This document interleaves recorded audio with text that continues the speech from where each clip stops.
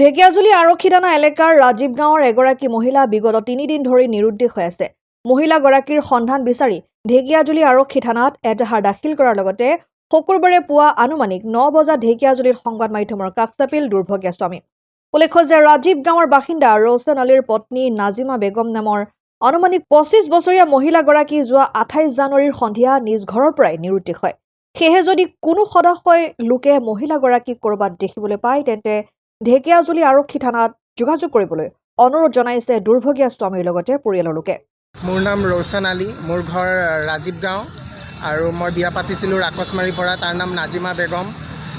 মই অৰুণাচলত কাম কৰোঁ।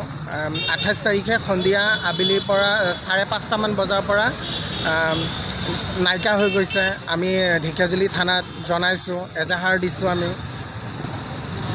আৰু আপোনাহঁতে যদি বিচাৰি পায় আপোনাহঁতে জনাব। ঢেকিয়াজুলি থানাত খবৰ দিব আপোনাহঁতে। ঢেকিয়াজুলিৰ পৰা প্ৰশান্ত বৈশ্যৰ ৰিপৰ্ট, অসম আদিত্য। NKS হুণ্ডাইলৈ স্বাগতম। নৰ্থ ইষ্টৰ প্ৰথম GDSI 2.0 ফিচাৰ্ছ ডিলাৰ হৈছে NKS হুণ্ডাই। অত্যাধুনিক সা সুবিধাৰে তৈয়াৰী মষ্ট আপডেটেড হুণ্ডাই ডিলাৰ এতিয়া ডিব্ৰুগড়ত। আমাৰ NKS হুণ্ডাই ডিলাৰত open sales consulted room, customer ৰুমৰ লগতে পুৰণি গাড়ীৰ এক্সচেঞ্জ ফেচিলিটিও ৰখা হৈছে।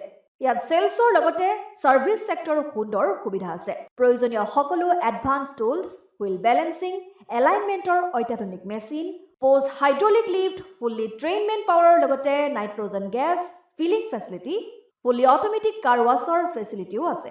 লগতে NKS হুণ্ডাই ডিলাৰে কাষ্টমাৰসকলৰ সুবিধাৰ্থে মোবাইল সাৰ্ভিস ভেনৰো ব্যৱস্থা ৰাখিছে, য'ত হাইড্ৰলিক লিফ্ট, ৱাছিং facility, wheel balancing, tyre pressure check কৰাৰ লগতে বহুখিনি সুবিধাই উপলব্ধ আছে। NKS হুণ্ডাইলৈ আহক আৰু সুবিধাসমূহ গ্ৰহণ কৰক।